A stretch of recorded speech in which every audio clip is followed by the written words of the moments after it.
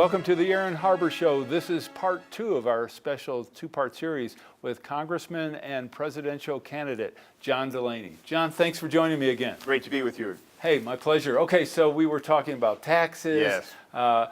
Let's talk about your run for the presidency. Sure. I am fascinated by that. Okay, so what makes a congressman from Maryland think he can win the nomination for president? Tell me about it. Well, I think I have the right vision for the country. I think I'm the right person for the job. So the issue I have to deal with is not enough people know who I am, which is why I'm going on shows like yours. But it's also why, since I've announced last August, I've done 21 trips to Iowa and New Hampshire, done over 200 events on the ground in those 2 states. I right now have about the 5th highest name ID in Iowa of any of the people who folks are thinking may run for president.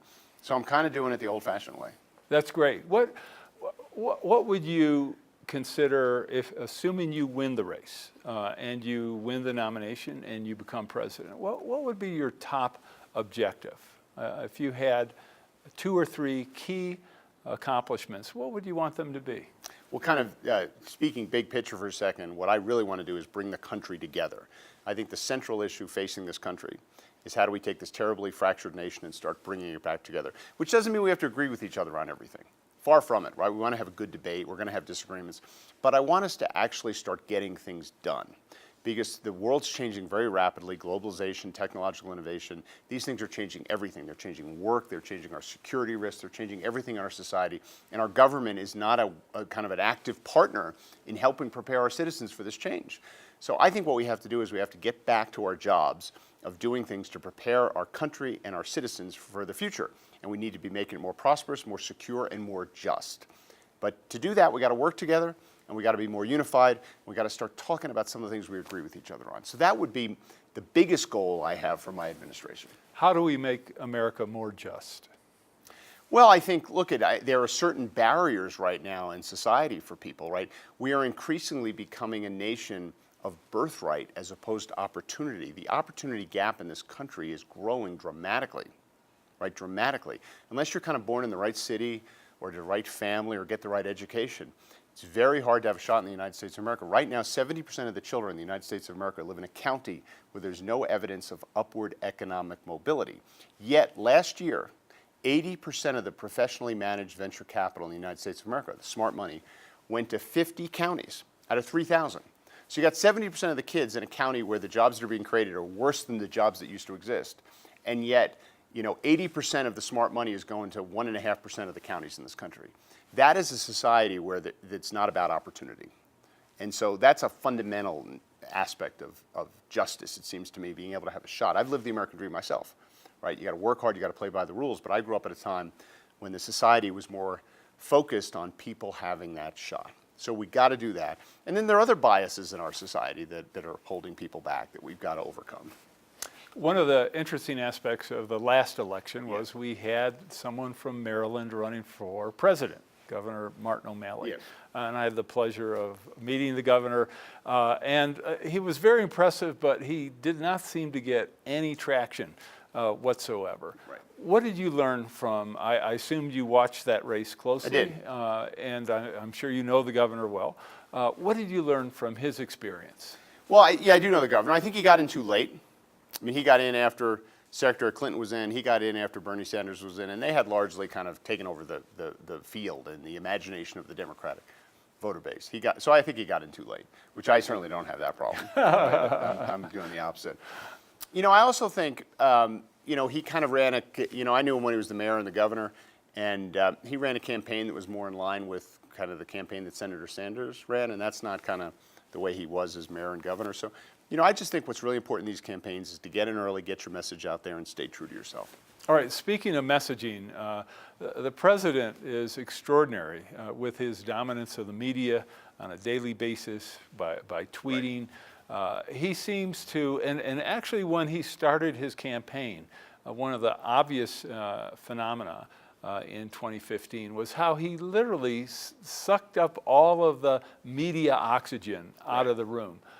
How do you address that kind of challenge? Because it appears that as president, he's had tremendous success using the same approach, and his understanding of the media, his ability to just totally dominate the media is really extraordinary.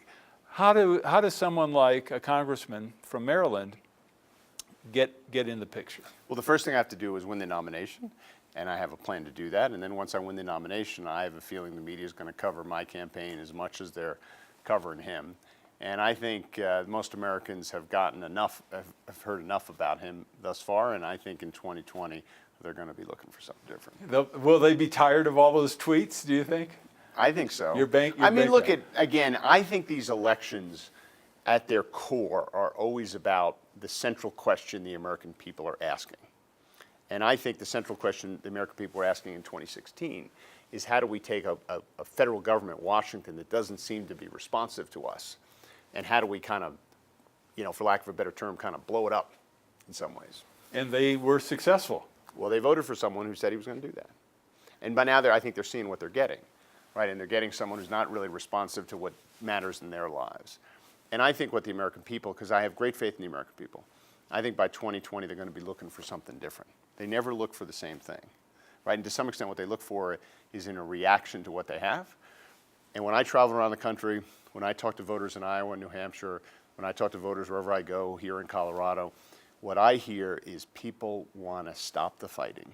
They want to restore a sense of civility and respect to politics. They want to get back to this notion of unity and common purpose, which has always been the cornerstone of the American experience. It's what people have fought for generations. And I believe it's actually worth fighting for every day. Every day of our lives, I think we should fight for common purpose and unity in our country. And I think that's what the American people are going to look for. People may not see it right now, particularly with him dominating the headlines and all the divisiveness. But I can feel it out there, and I think that's the movement that people are going to be looking for. All right, so what's the Delaney plan? In terms of how do you do that? How do you win the nomination? Well, I win the nomination by getting out there and talking to voters and telling them what I'm all about. Telling them what my plan is for the future. I think these elections are about the future, and I think I have a really good plan for the future. And one of the things, you certainly have a great advantage. You've been very successful in the private sector. Your net worth has been estimated at $250 million or whatever.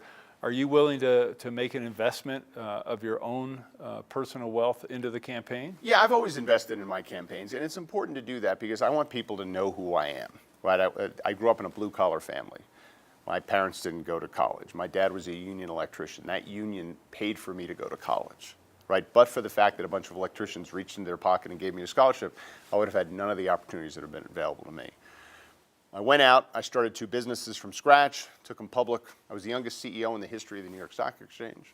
And now I've dedicated the rest of my life to public service, which I've been doing in the Congress of the United States. So I think my background of a blue-collar kid who was a successful entrepreneur starting things from scratch, my parents didn't give it to me, created thousands of jobs, my companies were admired, and now I've done real public service and understand how the government works. That's what I think people are going to be looking for in their next nominee for president and president. That kind of experience, that kind of combination of, understanding the private sector, understanding how the government works, but also understanding that we need a society that supports people in pursuing their dreams and giving them those opportunities. And, I need to make sure people understand that about me. So if I have to invest in my campaign to do that, I'll do it. All right. Well, I've actually heard that before, being here in Colorado, but we'll talk about that off camera. All right. We're going to be right back with John in just a moment. For information on how to help promote civil and mutually respectful discourse and support expansion of the distribution of our programs, please email info@harbortv.com. I'm Aaron Harber, host of The Aaron Harber Show. You can follow the show on Twitter for instant notification of new episodes, live event invitations, outtakes, and behind-the-scene photos. And tweet us your topic and guest suggestions today. The Rex Howell Broadcaster of the Year Award recognizes an individual who, through leadership, skill, and dedication, is advancing the broadcast industry in our state and our nation. Tonight, we honor Aaron Harber. Aaron has worked extensively in the media as a host, producer, political and economic commentator, and columnist. Today, the Aaron Harber Show is the focus of his media involvement. Aaron, it is a privilege to present you with the Rex Howell Broadcaster of the Year Award. Congratulations.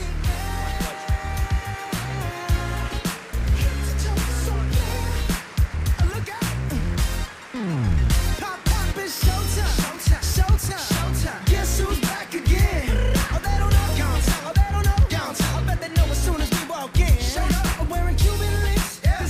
just make journalism great again. I'm Aaron Harber, host of The Aaron Harber Show. Find us on Facebook to get all the latest updates, see behind-the-scene photos, and make comments and ask me questions. You can see episodes before their TV broadcast, so like the show today. The Aaron Harber Show may be viewed 24/7 at no charge from any location in the world at harbortv.com. Welcome back to the show. Remember, this is part 2 of our special 2-part series with presidential candidate John Delaney. So let's talk about some specific issues and what you would like to do. Jobs, one of the fascinating aspects of America. We have this very low unemployment rate, Right. Yet there are a lot of people who are only partially employed. There's still millions of people who don't have a job. Right. Talk a little bit about that. So jobs involves two things. You got to make the country as competitive as possible, and you got to make sure our citizens have the skills they need to get the jobs that a competitive economy creates. So I kind of have an agenda for 2. To make our country as competitive as possible, we've got to be investing in research, we've got to be building infrastructure, we've got to make sure we got the right regulatory framework so we don't over-regulate the private sector, and we've got to be basically supporting our national competitiveness, particularly in the future. You know, when I started something called the Artificial Intelligence Caucus in the Congress, because my view was government wasn't talking about any of the things related to technology and things like AI. So we need things like a national AI strategy. You know, all these things you would do if you were crafting a competitiveness agenda for the United States of America. Immigration reform is part of that, right? Everyone wants to come to this country and contribute. We need to make sure we've got an immigration system that does that. But then you got to make sure our citizens are basically getting the education they need and the ongoing skills training so that they can actually, you know, get a job. A kind of job that can support them and support their family. So I think we got to do major upgrades to our educational system. K through 12, which has been around for over 100 years, should be pre-K through at least 14 for every citizen of this country. In other words, every kid should start a pre-K as a right, and they should get at least 2 years after high school of either community college or skills training as a basic right. We need to be changing kind of how we do ongoing workforce training and career and technical training. In the future, people are not going to have one job, they're going to have 5, 6, 7 jobs. We need to be thinking about how we're training them across their lives, how their benefit package, you know, the notion of tying healthcare and retirement to your job made a lot of sense when you had one job. It doesn't make a lot of sense if you're going to have a half a dozen jobs across your lives.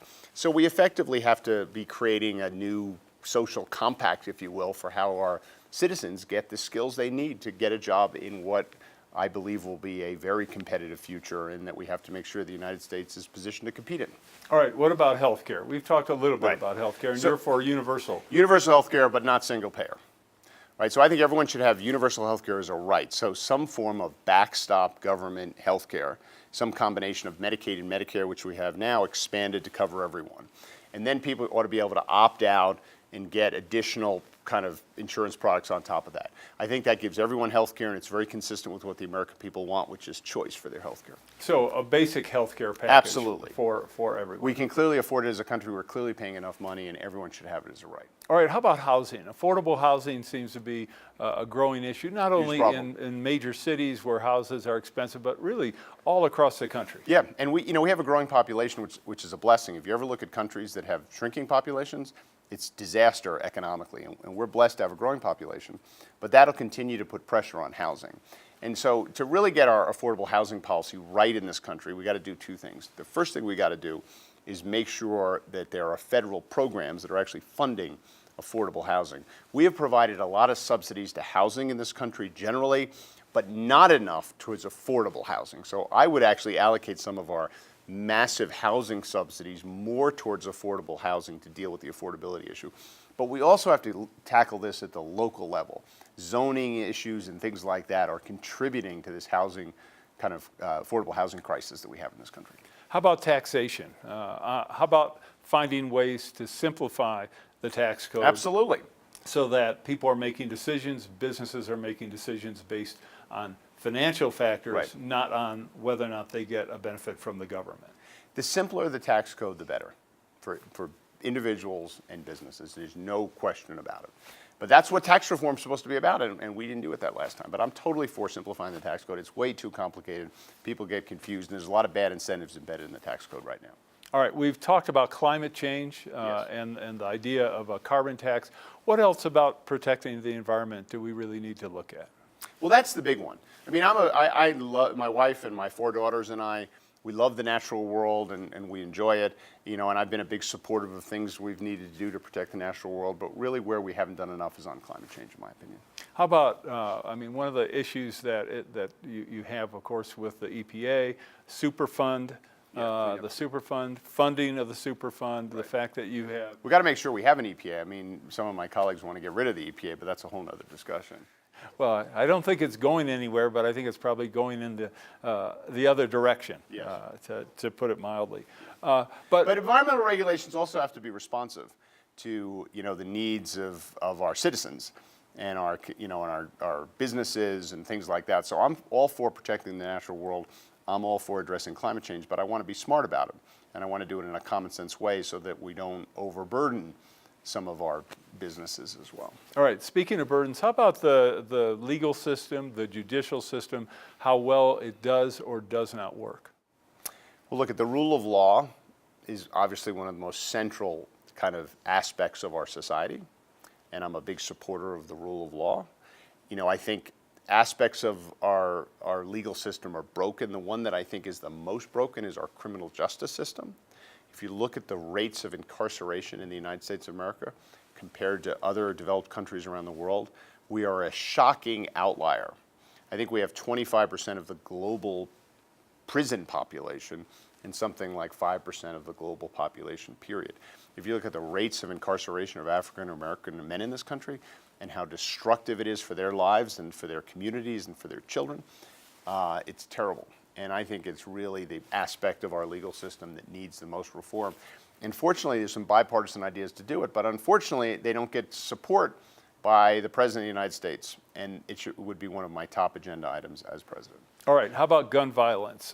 In the headlines, it seems almost every other day. Yes. What's the Delaney solution? Well, I think 2 things. I mean, I'm for universal background checks. 97% of the American people support universal background checks, which is a stunning statistic because it's hard to find anything that 97% of the American people support. But that means, overwhelming majorities of Democrats and Republicans and NRA members support universal background checks. So that's a big part of what I would do. I think it'll make a difference. It won't solve every issue. You can't always judge things by the fact, will it solve every issue? Of course, things don't solve every issue. We wear seatbelts. That doesn't mean it doesn't prevent every automobile fatality, but that doesn't mean we shouldn't, get rid of the seatbelt rules in this country. So I do support universal background checks, and I do support limitations on certain very high-powered, assault weapons. But that's where I think we should go. That's where the American people are, and that's where there's an opportunity to actually get something done.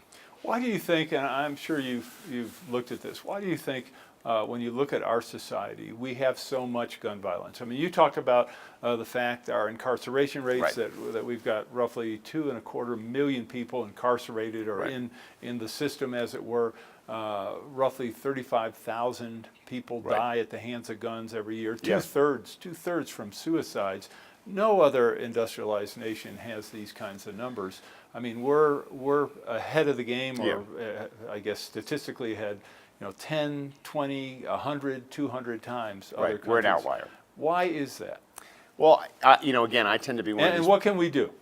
Well, again, I think there's a lot of causes to most of these issues, and most people who advocate for solutions, there's generally some truth in what they say. So clearly, the availability of firearms is much easier in this country than it is other countries, and it's always going to be that way because we have a Second Amendment that protects the rights of people to bear arms in this country, and other countries don't have that. So that is a contributing factor. But we also are in the midst of a mental health crisis in this country, let's face it. I mean, the mental health issues that are kind of pervading our society in all levels, from veteran suicide to teen anxiety to suicide rates of people who are suffering from despair and depression. I mean, we've seen it with some high-profile names. That obviously contributes to this as well. All right, we're going to take our last break. We'll be back to wrap up with John in just a moment. For information on how to help promote civil and mutually respectful discourse and support expansion of the distribution of our programs, please email info@harbortv.com.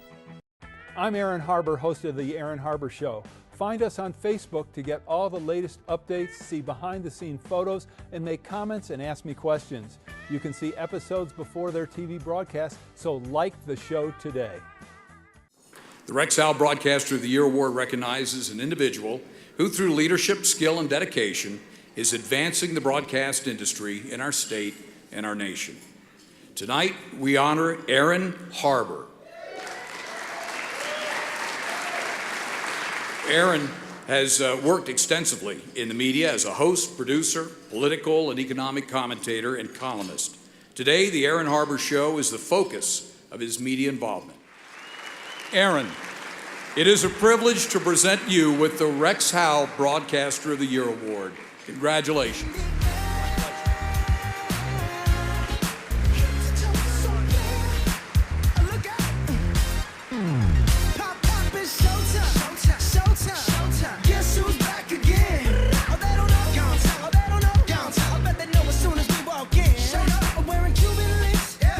Just make journalism great again.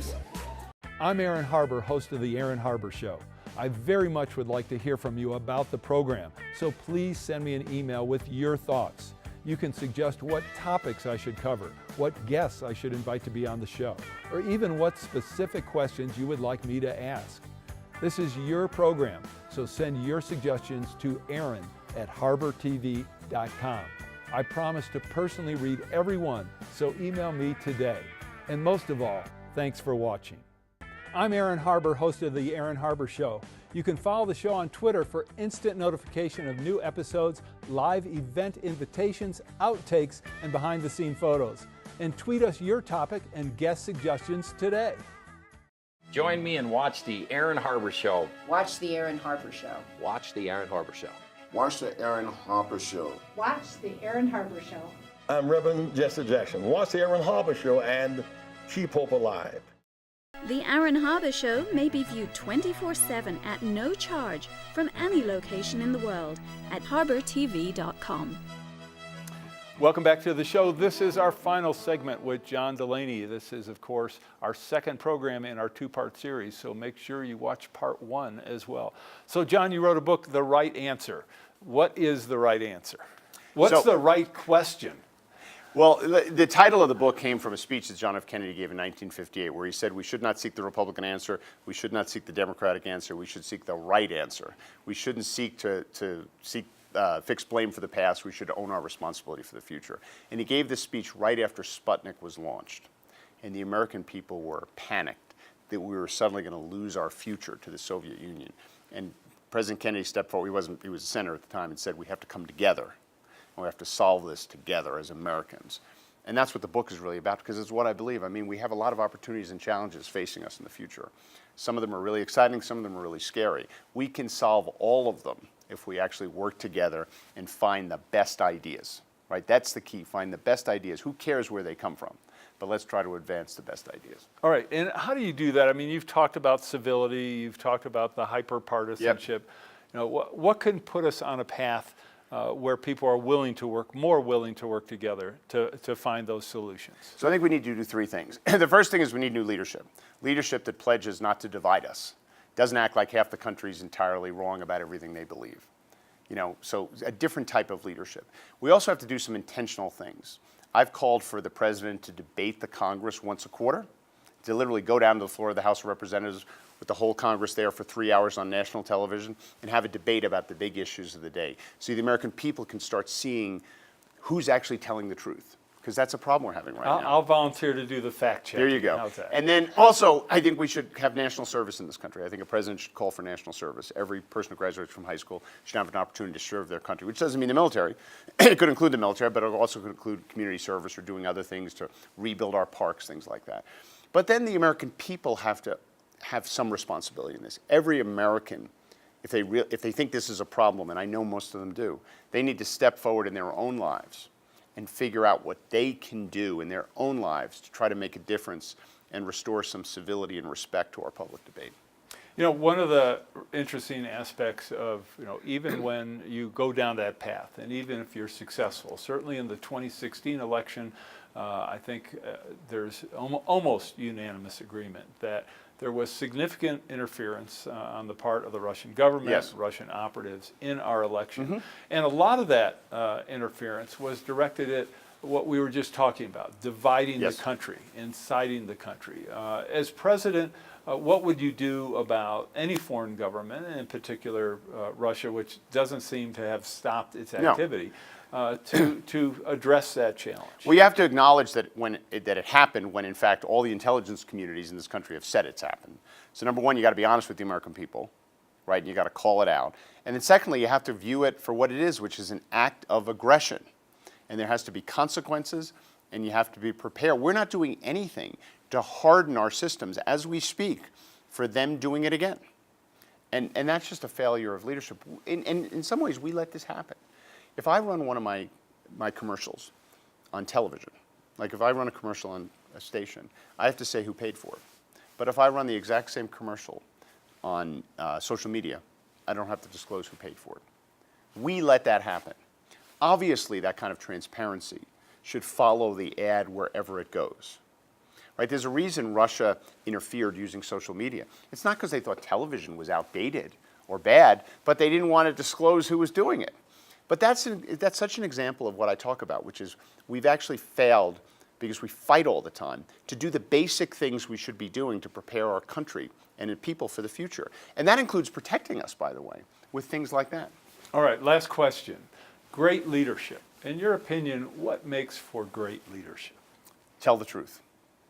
You have to always be honest. I mean, you know, unless you're being honest with the American people, unless you're speaking from your heart, telling them what's happening, and then actually trying to lead them towards an optimistic future by bringing the country together. Those are the kind of the virtues of leadership. Honesty and a commitment to unity and common purpose and a sense of optimism that the world will in fact, the world gets better every single day. I mean, if you look at what's happened, look at what happens at poverty rates or diseases or infant mortality across the last several decades, the world fundamentally gets better every day. That doesn't mean it's better for every person or every community. Our job as leaders is to take the positive things that are happening in the world and channel them to help more of our citizens. All right, last question. I'm going to squeeze every second Sure. out of your appearance. When you look at people you think are or were great leaders, whether it be today or 10 years ago or 1,000 years ago, who comes to mind? Name 2 or 3 people that come to mind and quickly tell me why. Well, you know, since I frame leadership around this notion of unity and common purpose, there can't be in many ways a better leader than Abraham Lincoln, who took the ultimate moment of division in our country, and he was committed to a union based on a set of values and principles. Right? He was committed to keep the country together and abolish the most immoral thing we ever did. Right? And he didn't take shortcuts. He did it. So it's, you know, that's why I think I, like so many people, think Lincoln. And I think Washington, I mean, I hate to pick these iconic figures, but if you actually read Washington's farewell address, it's an amazing document because he was stepping down as president, and we would have had him as the king. I mean, we knew what a king was back then. We were kind of comfortable with it. We didn't like the king we had. But Washington could have been our president for the rest of his life. But he didn't do it because he cared about a democracy. But in his farewell address, he warned the American people about hyper-partisan politics. He acknowledged the needs for political parties because he said we need to organize ourselves to have this debate that is so healthy to our society. But he specifically said he worries about hyper-partisan politics where for short-term political gain, elected officials will basically engage in treasonous activities and put their own politics ahead of the best interest of the country. And he was right about that. If they were only here today. Exactly. But then you wouldn't be running for president. But we can learn from them. All right. John, thanks so much. Thank you, Aaron. Yeah. All right, that was John Delaney, Congressman from Maryland and candidate for the Democratic nomination for president. I'm Aaron Harber. Thanks for watching.